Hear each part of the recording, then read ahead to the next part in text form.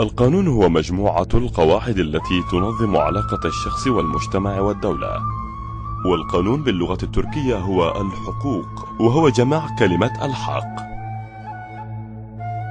معنا لدراسة الحقوق تاريخا راسخا يمتد إلى ما قبل آلاف السنين، إلا أنها تتغير من دولة إلى أخرى ومن ثقافة إلى أخرى.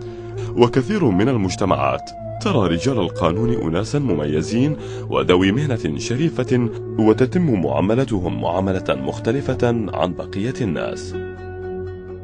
القانون كنظام علمي ينقسم إلى قسمين: القسم الذي يتناول علاقات الأشخاص ببعضهم البعض يسميه القانون الخاص، والذي يتناول علاقة الأشخاص بالدولة والمنظمات التي تشكل الدولة يسمى القانون العام. هذا التقسيم ورثناه من القانون الروماني.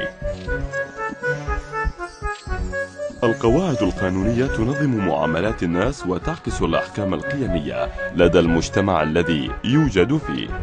يتم فرض العقوبات في مجال القانون بالقوة العمومية، والعقوبات التي تهدف إلى توفير نظام القانون والحفاظ عليه يتم فرضها بشكل يستوجبه النظام القانوني كذلك. في الجامعات في تركيا كليات للحقوق، وعددها يزداد يوما بعد يوم. كل جامعة تريد أن يكون لديها كلية للحقوق ليرتفع شأنها. كل سنة يتخرج الآلاف من الطلبة من هذه الكليات، ويصبح بعضهم محامين والبعض الآخر قضاة ومدعين عامين.